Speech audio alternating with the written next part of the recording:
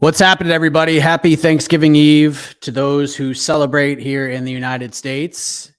Welcome to a live stream here on the MMA Fighting YouTube channel. And I wish we were coming to you with great news on this Thanksgiving Eve. Unfortunately, we are not coming to you with great news. I mean, it depends on who you are, but for most involved, this is not great news. We have confirmed with multiple sources close to the situation, a report from Kevin Iole of Yahoo Sports, the main event for UFC 282 for the light heavyweight title, the highly anticipated rematch from their classic earlier this year, Jiri Prochazka versus Glover Teixeira, no longer happening on December 10th. A pretty significant shoulder injury to Jiri Prochazka has forced him out of the fight. According to a UFC official, it will require a significant rehabilitation period. And also from the UFC, quote, out of respect to the athletes and the division, Prochazka has elected to vacate his title and will compete for the belts as soon as he is medically cleared. As a result, the new UFC 282 main event will see former champion Jan Blachowicz take on the surging Magomed Ankalaev for the vacant, undisputed UFC light heavyweight championship. So just crazy news. I can't believe we're talking about this. It's one of those days where it's just like, it's just another day, typical MMA day, World Cup going on, MMA hour happening. Then all of a sudden, boom, this news happens. You just got to feel for Jiri Prochazka. Glover Teixeira elected not to compete at UFC 282. As of now, we have no real reason why. We don't know what was offered to him. We don't know what the options were. But what we do know is that Jiri Prochazka versus Glover Teixeira is off. Jiri Prochazka is no longer the UFC light heavyweight champion. And on December 10th, we will have a brand new UFC light heavyweight champion. It's either going to be Jan Blachowicz winning the belt for the second time or Magomed Ankalaev being crowned the champion. And I'll do these reactions by myself because you don't want to see me talk to myself this entire time. So we have Jed Meshew and José Youngs joining us. José Youngs, not young. He is young, but he is Youngs. Jed, hello, sir. We will begin with you. Man, tough hang on this Wednesday. Your reaction to this news that Jiri Prochazka, Glover Teixeira 2 not happening. And not only that, Jiri Prochazka not only not competing at UFC 282, but he's no longer, due to his own decision, the UFC light heavyweight champion of the world. It sucks. It's not that. It's layered, right? There are a lot of things going on here. One, absolute boss move by Jiri. From the sounds of it, if he's going to be out for a year plus with the shoulder surgery, just saying, we all know what's up, but you guys can have the belt while I'm away. Total pimp move. Great for him. Sucks, obviously, for him in every other respect, but, Bushido code, samurai spirit, however you want to carry that. Sucks that we won't get to see him fight for a year. I think that's my biggest takeaway from this is, I would have loved to see the rematch. I'm not a big guy on immediate rematches, but when it's arguably the greatest fight of all time and certainly the fight of the year, I'm okay with running that one right back.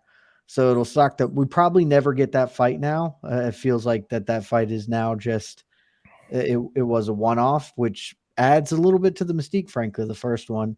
Sucks that he's the most exciting light heavyweight in the world, and we're not going to get to see him compete for a year. A lot of it sucks. There are so many layers of this sucking, and so it's really tough to even, because it just happened too. I haven't had time to really process what's going on. It's just this isn't the worst possible outcome, but I still have questions about Glover and everything going on here. So not the best kickoff to Thanksgiving, certainly. Jose, we'll go over to you, your reaction to this, because the first fight was just so damn good in Singapore. It was a fight that nobody expected to be as good as it was. We thought it was going to be one-way traffic either way, and it seemed to be one-way traffic for each guy multiple times throughout the fight, but just so many swings of momentum. And just to hear this news about Jiri and being out for a long time and no longer being the champion, just him making the decision to vacate the belt for just out of respect. Your reaction on this Wednesday? Yeah, a lot of what Jed said, I agree with. Especially like props to Jiri for if it was truly his decision and he's going to be out for a year plus, he doesn't want to hold up the division. Good on you. The second they wrote like that, Kevin tweeted Jiri like he's vacating his title. We all just kind of knew it must be serious, especially because they put that light heavyweight title fight between Ankalaev and Jan Blachowicz is the co-main event. I would just be under the impression that if Jiri got hurt and he could say he could come back in September or October, they would make the co-main event an interim title. But the fact that it's now for the vacant, undisputed light heavyweight championship of the world, I just kind of assumed it would be year plus, like significant shoulder reconstruction or something. It's very strange that Glover's not involved, considering Glover's talked a lot about retirement. He's on the last run of his career, maybe 1-2 more fights. A little confused why Glover isn't involved in one half of this title fight, especially because it is for the undisputed title, but maybe he just didn't want to have to prepare for a different opponent. I'm sure they went to Glover and be like, hey, do you want to fight Ankalaev or Jan, the rematch with Jan? And I'm assuming he said, I'd rather have a full camp prepare for those two, because those two are very different fighters from Jiri Prochazka. So I wouldn't be surprised if maybe we see Glover now on the Rio card. But I was a little alarmed that Glover wasn't involved in one half of this undisputed title fight. Yeah, just very strange stuff. And Jed, do you kind of agree with Jose that you just think it's Glover just looking at this like, hey, this might be my very last chance to fight for a belt. I don't want to just go in there willy-nilly on less than 2 weeks notice against a totally different guy. If it's Jan, maybe because you already beat the guy, but still it's a whole different matchup than Jiri Prochazka. And then if he's offered Ankalaev, that's a tough one to get ready for in less than 2 weeks. So I have no idea. This is entirely conjecture. Right. My assumption is that Ankalaev is the one who got the nod over Jan. Because one, Jan lost, and that fight wasn't like interesting. Yes, he's a former champion, but that Ankalaev at the very least appears to be the future or one of the futures of this division, whereas Jan, maybe he can get back to the belt. I'm not here to say that that's impossible, but he's older. He is not a standard bearer for the company for years to come, whereas Ankalaev has all the makings of being that. And on a big long win streak, it's a new matchup. My guess is that Glover got offered Ankalaev as the replacement and said no. There is also, I suppose, the possibility that Glover was just like, well, look, we were doing the Jiri fight in here because Jiri refused to go to Brazil. You're going to Brazil. If I'm going to be the A side on this as the former champion and like, let's just push this back to Brazil. I'd like to fight. If this might be my last fight, let me do it in Brazil, win the belt there. That's a moment. And maybe the UFC is just like, buck on that, dude. Like, I don't know if you've paid attention lately, Glover, but we don't make good fight cards anymore. They're usually pretty top heavy. And this one is a fine fight card, but there ain't nothing underneath it to carry. Like the co-main event, which is now the new main event, is the only thing that could have done. And that fight still isn't a good pay-per-view headliner unless there is a belt attached to it. And so you can't be like, whoa, Glover, we can push you back and then we'll just elevate the other title fight. There isn't one. There's not another fight to do. So, and that's like another piece of this too, where it's like, well, man, now it really just sucks that Glover's not fighting for the belt in Brazil. Like that would just be way cooler. It would be cooler if this fight card was better constructed and had a true co-main event, a title fight co-main event. And then maybe that's the reality we could have lived in. Glover, you'll get a couple extra weeks. Either of the dudes will say yes to going to Brazil to fight you because it's for the title. And that would have been a way, way better outcome. But that's not the UFC we live in 2022 and probably not for the foreseeable future. So now I have no idea what the hell's going to happen. My guess is Glover will fight the winner of this sometime in the middle of next year, and that's probably fine for him. He gets a full camp to prep for them, and that's better than taking on Ankalaev on, a couple weeks notice. Is this the right fight, Jose? I mean, it's the most sensible because they're already going to freaking fight each other anyways in 2 weeks. But if let's just say like Anthony Smith or Jamal Hill or maybe a couple of these other guys were like, yeah, I'll do it. Would you have slotted in one of those two other guys, or do you feel like this is the only matchup that could really be made here? slotted them in against Glover or one of these two? Against one of these two, or maybe Well, Glover. the fight that I think the fight to make would have been Glover versus one of these two. Obviously, if you just look at MMA Fighting's rankings, I don't have them up, but I'm assuming Jan is ranked higher than Ankalaev at the moment. Yes. Correct me if I'm wrong. So what? Jan's probably because MMA Fighting does Bellator too. I'm assuming Corey Anderson is somewhere in the top 5. I'm assuming the top 5 consist of like Jiri. Not Glover. no more. Corey Anderson's not. Get out of here, Corey Anderson. Buck on that dude. Nabokov is already in the top 5 anyway. So Blachowicz is 4 and Ankalaev is 6, but that's probably going to change. Then it should have been Jan Blachowicz, Glover 2. Let's replace one rematch with the other rematch because the first rematch was still a good fight as well and just a good moment over in Abu Dhabi, October 2021. So the fight to make that would have made the most sense would have been Glover versus Jan 2, just on meritocracy. But assuming what Jed said is correct, and they were like, hey, Glover, we want you to fight this just, monster of a Russian who can't speak English and is just on this wicked run right now. I'm assuming he said no. So then the fight, obviously, next man up would have been Jan. This fight just makes sense. Both men had an argument to have the initial title fight against Jiri to begin with. Jan beat Alexander Rakic, and then they had that stare down when he flew to Singapore to watch the fight. Glover had said that if he beat Jiri, then he would have loved to rematch Jan because Jan gave him the shot. Ankalaev is on this big long win streak, beating everyone ranked that he's put in front of him. So both, if the initial fight was Jiri versus either one of these men, I would have had no problem. So yeah, I'm Anthony Smith versus Jamal Hill. Obviously, we just confirmed that's happening. What, March 11th. March 11th. That seems like a very long ways away. Anthony Smith's also coming off a pretty bad injury. Jamal Hill's not ranked quite as high. Ryan Spann just fought. Yeah, this is the right fight to make if Glover did indeed say no.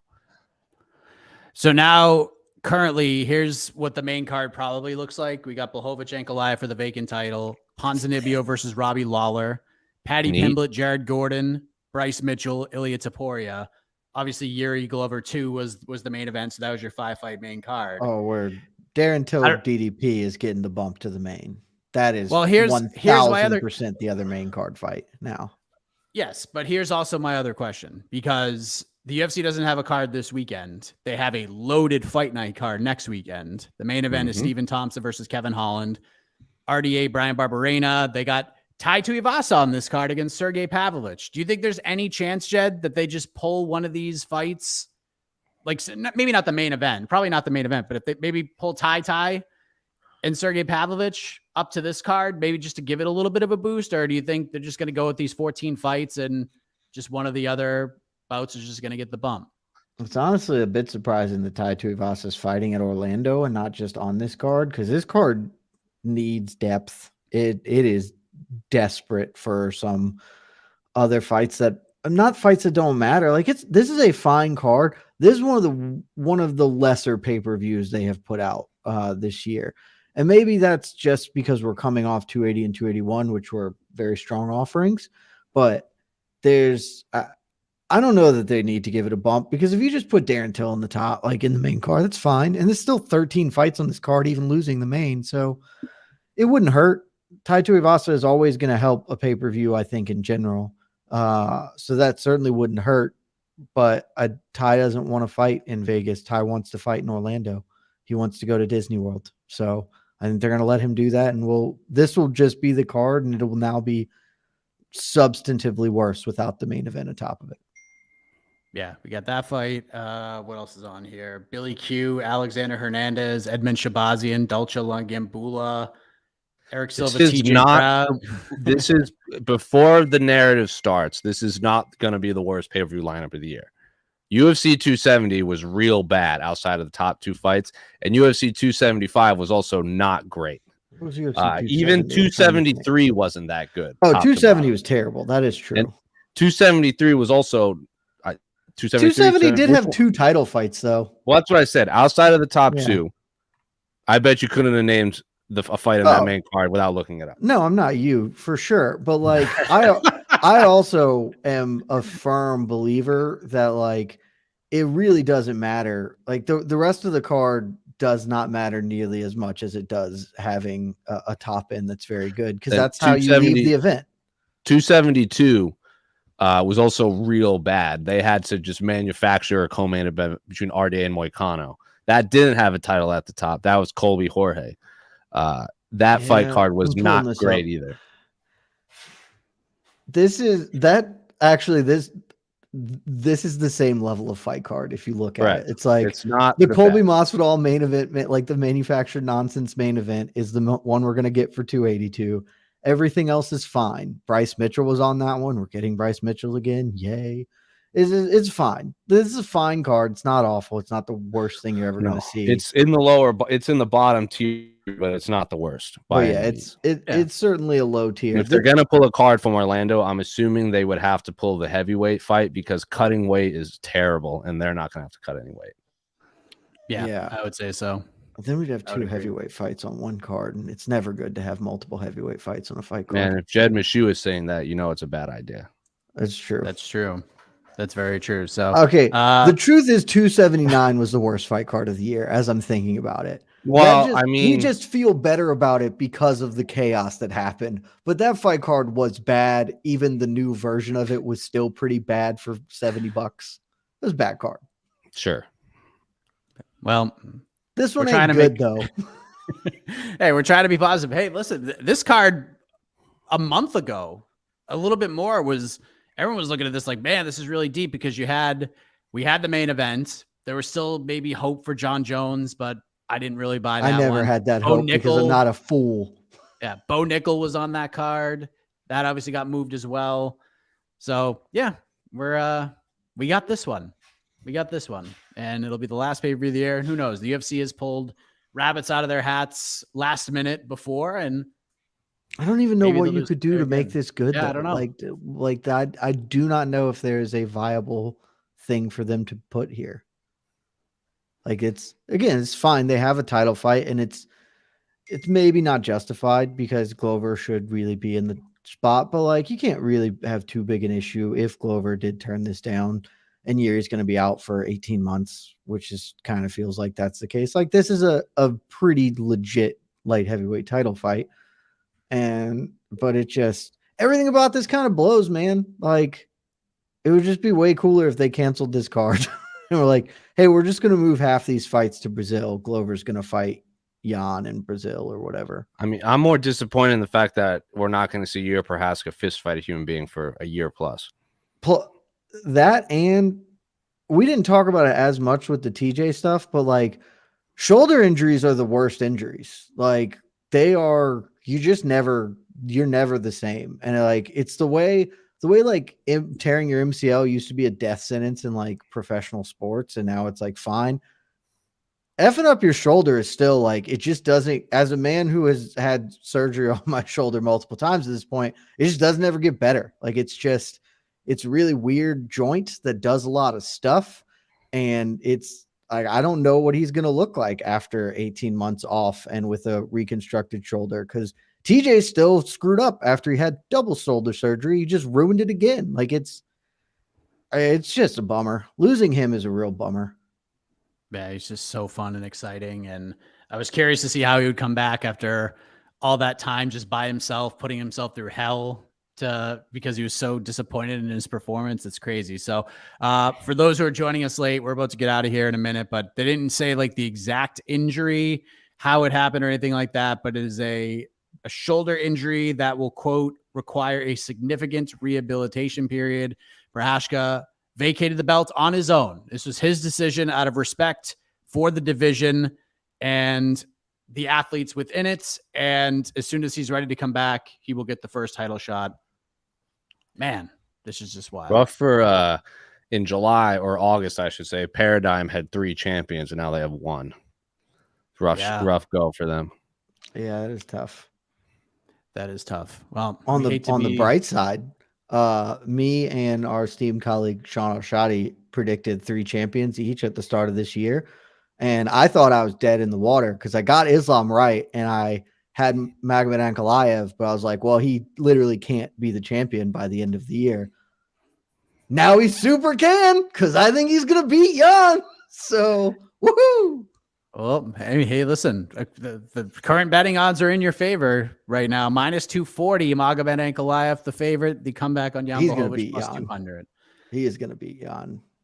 So we'll see what happens. But I think we're done here. But look, the good news is we get to spend $50 on a PFL pay-per-view. So happy Thanksgiving to us all.